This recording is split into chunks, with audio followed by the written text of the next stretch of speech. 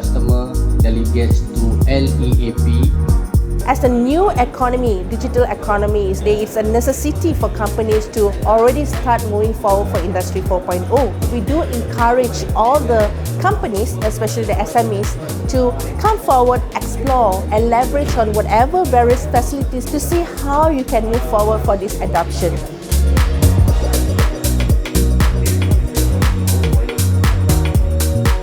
So we need the support from various industries. We actually an open line for us that probably we can work closely with whoever that can support us for the transformation, because without IR 4.0, I think we will lose in the challenges. We have several initiatives, but they are not really. Nestle and GSK, for example, that your POs. Supplier, you can issue back. These are the key policies so that we can articulate it better than. So we are trying to upgrade cloud computing model as well and try to work ourselves towards the target for smart manufacturing. Just a bit more free to mouth and understand where we want to go. We want someone with credentials, and I think TM1 has it. It's like a one-stop solution. They have not just the equipment, but also the setting up the system.